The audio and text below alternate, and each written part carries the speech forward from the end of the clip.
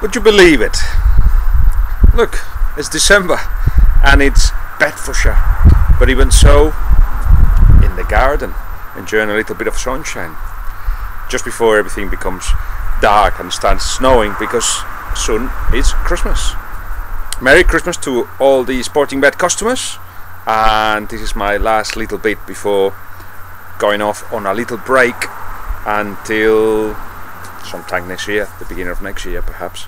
So I'm off to White Hart Lane to actually see Spurs Chelsea. If you are over there, just say hello, we'll have a beer. I'm taking some friends. A good game to go to, because I was very excited about the possibility of seeing this Spurs side that, when everybody's on form, when everybody's fit, just looks fantastic. See Bale going up and down the wing, see Lennon doing exactly the same, Adebayor, who feels confident and happy too, Modric and Van der Vaart and everything else. So I was excited about that. And then I got a text from a friend of mine. I won't tell you the name, but I think most of you know him. It's Defoe and Lennon definitely out. Bale and Adebayor are doubtful. Not so worried about Defoe, but certainly about Lennon, because without a winger, this Spurs side, a winger, one of the two wingers, this Spurs side is a little bit rough. You don't see the same kind of football. This is a Spurs side that, as I'm saying, when everything goes in the right way, you've got a team that can challenge and beat absolutely anybody. But have they got a plan B? Is it a simple football what we're seeing? Simple but effective and brilliant at sometimes. Well, you would have thought after the first half against Sunderland that that's exactly what happened. They just don't have an answer to missing one of the wingers. But then something strange and wonderful at the same time happened in the second time when, well, I don't know if Harry Redknapp had been watching Barcelona, but decided to put Sandro as the third centre-back, push forward the two full-backs, and all of a sudden you had a 3 at the back, 5 in the midfield, creating superiority there, and just playing with pace and wingers, and I don't think Sunderland was able to actually respond to that. So, clever job from Harry Redknapp, but he's going to have to be also looking after the details against a Chelsea side that have changed.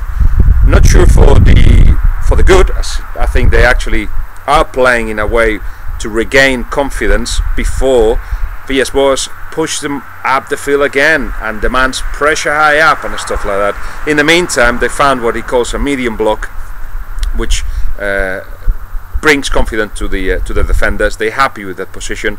They're happy not to have so much space behind their backs, and on the back of that, that's how they're building their results, apart from the draw against Wigan.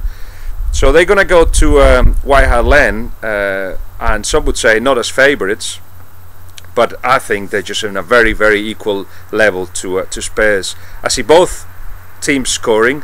I think Chelsea's the team that has conceded less away, apart from Manchester United.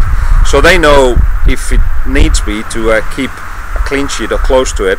Drogba should be up front. He's the number one striker at the moment, with Torres waiting for his moment to appear, which could be at the last few minutes of this game, or in January when both Drogba and Kalua are away, and Sturridge obviously is used as a winger and giving a great effective performance there.